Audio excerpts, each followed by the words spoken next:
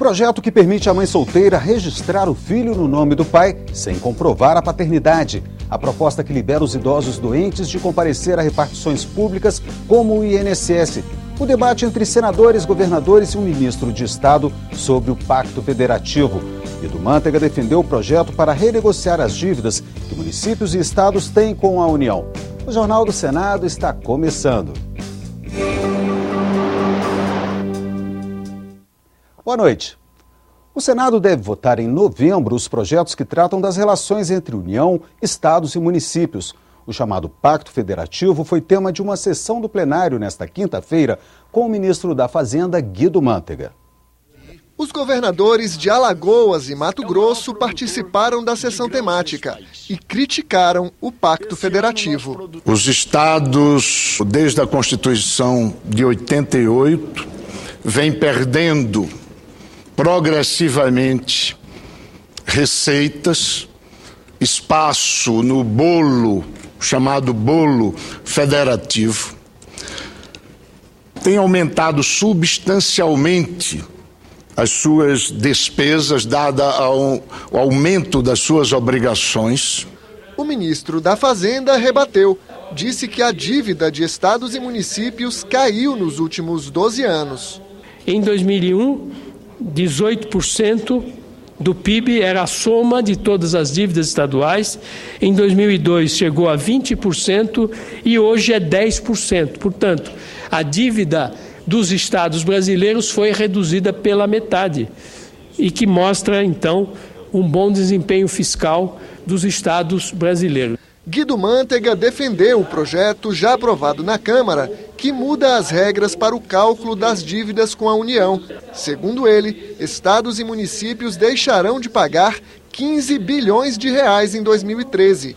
O texto segue agora para a Comissão de Assuntos Econômicos do Senado. Beneficia 2 estados que assinaram depois essas reestruturações, que foi o estado de Alagoas e o estado do Rio Grande do Sul, e 180 municípios. O desconto maior não será para São Paulo, como tem sido dito nos jornais. Pelo contrário, São Paulo é dos que tem uma redução percentual menor do que os demais municípios. O governador de Mato Grosso elogiou o projeto, mas disse que o texto não permite que estados façam novos investimentos. O estado de Mato Grosso, por exemplo, nós pagamos 15% da receita líquida. Se nós pagamos 1 bilhão esse ano, com a votação, nós vamos continuar pagando o mesmo 1 bilhão de reais.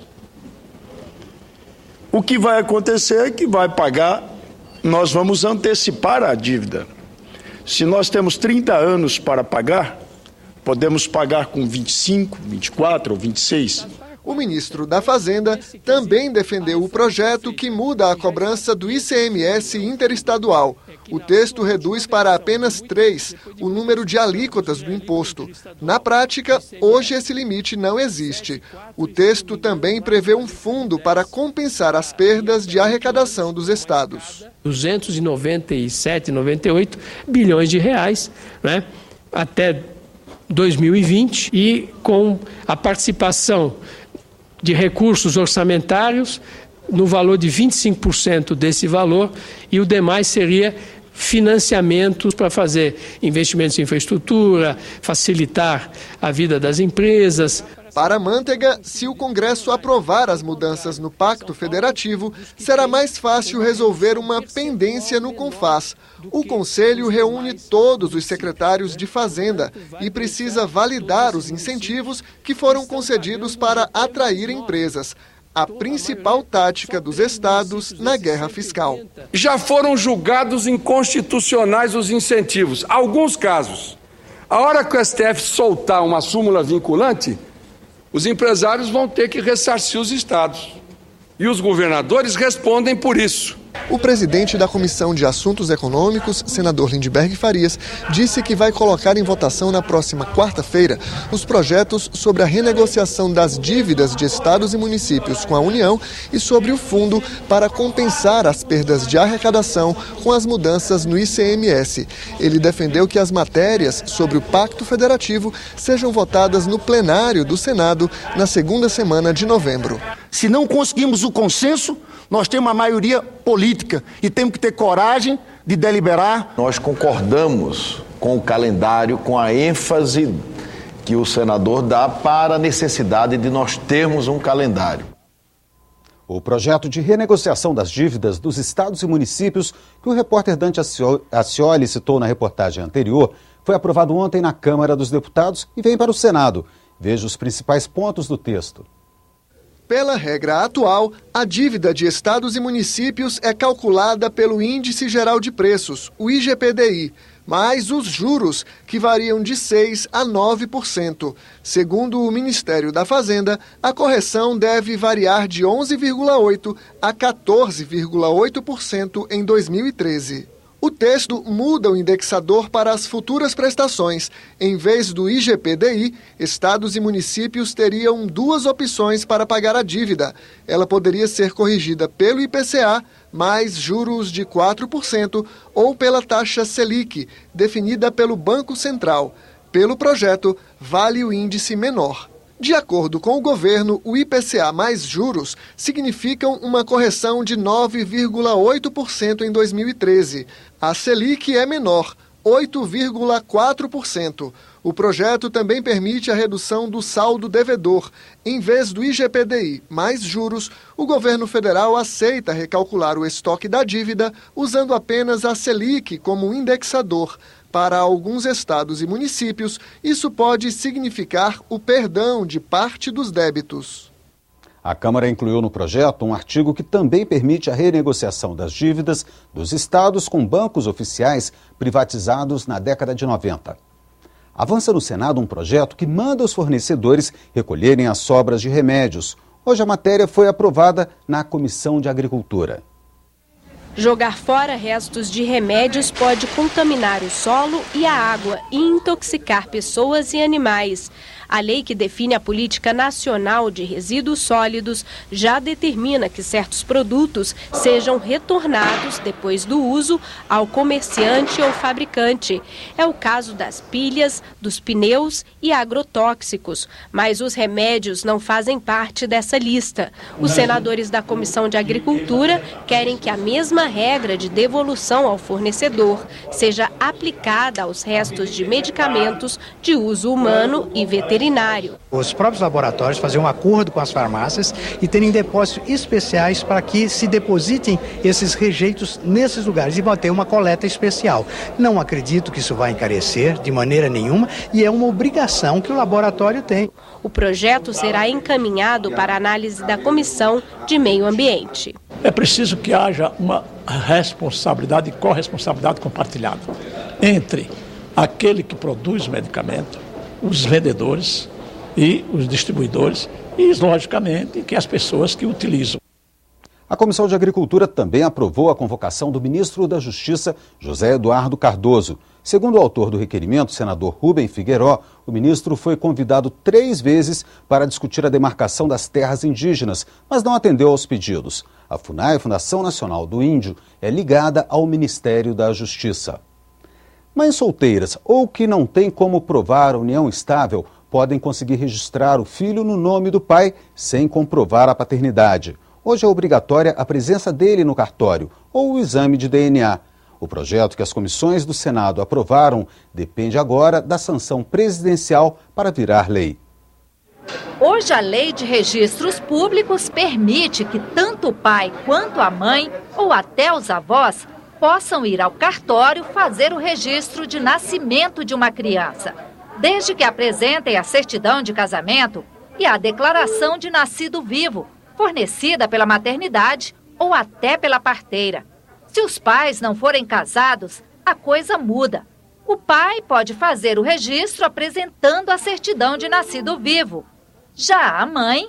Ela registra a criança só no nome dela, e indica ao cartório o nome do suposto pai, com o endereço, né, se possível, para a gente encaminhar esse processo para o Ministério Público fazer essa investigação. Como a mãe ela não pode indicar o nome do pai pela atual legislação, ela, para aprovar a paternidade daquela criança, ela tinha que passar por um calvário judicial, exame de DNA, todo um processo para conseguir pensão alimentícia, todo esse processo. Caso o projeto seja sancionado pela presidente Dilma, a mulher poderá vir ao cartório fazer o registro de nascimento do filho, independente da vontade ou da presença do pai. Ela poderá indicar o nome do pai do bebê sem necessidade de nenhuma comprovação e sair daqui com a certidão de nascimento nas mãos. Inverteu-se o modo de se fazer o registro, porque antigamente a mãe podia dizer o nome do suposto pai. Então ela teria que provar que a pessoa é o pai.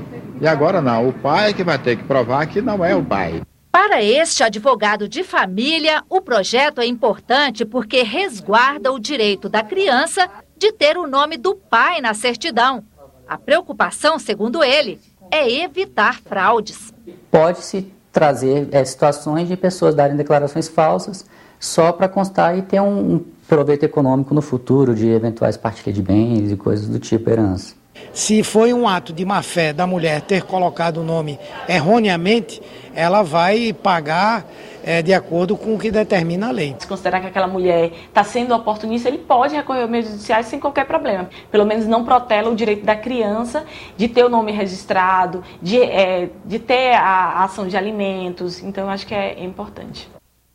Os idosos brasileiros também estão perto de conquistar mais um direito. Quando estiverem doentes, não serão obrigados a comparecer a repartições públicas. A mudança no Estatuto do Idoso foi aprovada pela Comissão de Direitos Humanos do Senado.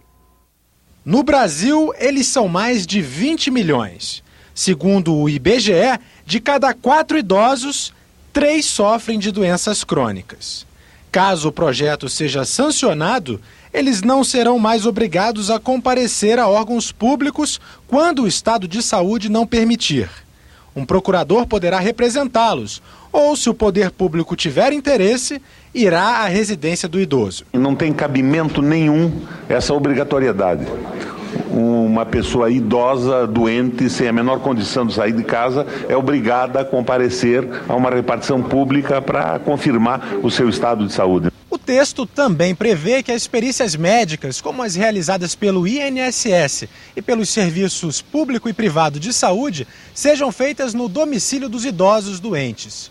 Os laudos emitidos nessas avaliações são necessários para garantir os direitos sociais e tributários dos idosos. A coordenadora de perícias do INSS diz que este ano foram agendados cerca de 16 mil atendimentos domiciliares e hospitalares. 4.800 peritos fazem esse trabalho. Ela cita os principais motivos do não comparecimento dos idosos doentes aos postos do INSS. Principalmente os acidentes vasculares cerebrais, os politraumatizados, aqueles acidentes que deixam a pessoa com dificuldade de se locomover, e algumas neoplasias, os cânceres em geral. Os idosos aprovam a lei. Segundo este aposentado, há casos em que, mesmo sem condições, senhores e senhoras doentes comparecem aos órgãos públicos. Tem medo de perder a aposentadoria. Vindo da lei, não. Eles vão ter conhecimento, vão saber e vai ter aquela certeza que não vai ser desvinculado da Previdência. Se não houver recurso para análise em plenário, esse projeto dos idosos vai à sanção presidencial.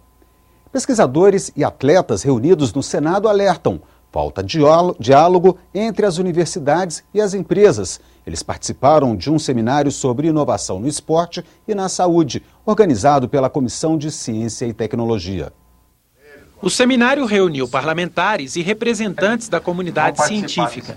Todos concordaram que o investimento em inovação é fundamental para aumentar a competitividade do país, mas apontaram as deficiências do planejamento no setor, como a falta de mais recursos e de estratégias de longo prazo. Nós retrocedemos no sentido de que, nas últimas leis de diretrizes orçamentárias, alguns anos atrás, nós tínhamos a proibição de contingenciamento dos recursos de ciência e tecnologia.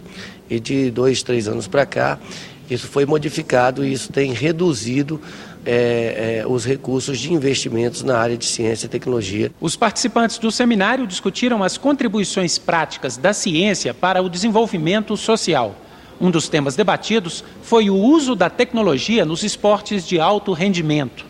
Desde equipamentos de última geração até novas técnicas de treinamento, todas as inovações que permitem melhores resultados nas diferentes modalidades esportivas dependem da pesquisa científica. Se você é um corredor de 100 metros, né, e você ganha 1/10 de segundo na sua corrida, isso daí tem muito a ver com o seu treinamento, e o seu treinamento tem muito a ver com os equipamentos que você usa para treinar, mas também com o tipo de tênis que você está usando, entendeu? O material, as ligas, os plásticos que foram desenvolvidos. Os atletas e os estudiosos do esporte reconheceram que o Brasil já domina as melhores tecnologias, mas afirmaram que falta mais diálogo entre as universidades e as organizações ligadas ao esporte. Acredito que aqui a gente possa fazer essa aproximação e essa transferência de tecnologia, de conhecimento, diretamente para a prática. Aqui no Brasil, o que existe de inovação está vindo principalmente das universidades, e lá fora é exatamente ao contrário, né? Você tem as empresas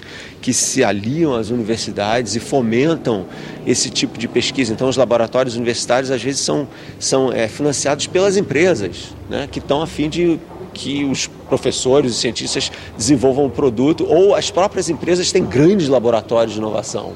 E isso ainda está faltando aqui no Brasil. O ministro da Saúde também participou do seminário sobre inovação.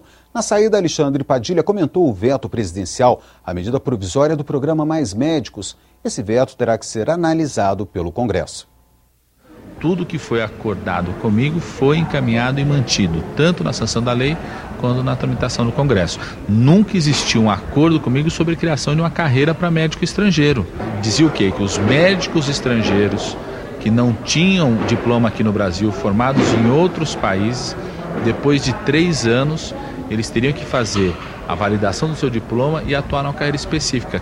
Para um estrangeiro participar da carreira, ele tem que ser naturalizado brasileiro. Então, esse conteúdo nunca foi tratado conosco.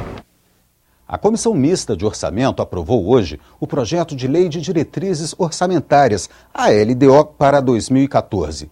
Houve um atraso de 3 meses na votação, porque os deputados e senadores aguardavam a definição das regras do chamado orçamento impositivo. Ele obriga o governo a liberar o dinheiro das emendas parlamentares. A grande novidade da Lei de Diretrizes Orçamentárias para 2014 é que ela já está adequada ao chamado orçamento impositivo, uma proposta de mudar a Constituição para obrigar o governo federal a liberar integralmente as emendas individuais dos parlamentares. Hoje, os deputados têm direito a essas emendas, mas na prática, poucas delas são de fato contempladas pelo governo. O orçamento impositivo ainda aguarda votação no Senado, mas a Comissão de Orçamento se adiantou e já separou 1,2% das receitas correntes do país para as emendas parlamentares. É o que explica o relator da LDO, deputado Danilo Forte. Todos reclamam que muitas vezes a lei orçamentária é uma peça de ficção. Nós fizemos a lei de diretrizes orçamentárias no sentido de orientar o governo, o poder executivo a ter uma maior resolução, uma maior velocidade na aplicação dos orçamentos da União. Esse é o princípio básico da LDO que foi feito. Segundo o relator, a área da saúde é uma das prioridades da LDO para 2014, que amplia a previsão de recursos para entidades filantrópicas, especialmente as Santas Casas. Outro compromisso que consta no texto é com a continuidade das grandes obras de infraestrutura. Mesmo que o orçamento para 2014 não seja aprovado até o final do ano, o governo federal fica liberado para continuar os investimentos das obras do Programa de Aceleração do Crescimento e do Programa Brasil Sem Miséria. Agora, a LDO tem que ser votada pelo Congresso em sessão conjunta de senadores e deputados. E a emenda constitucional do orçamento impositivo pode ser votada no Senado na semana que vem, de acordo com líderes do governo e da oposição. Na página da TV na internet você pode rever as principais reportagens desta edição. Boa noite e até amanhã.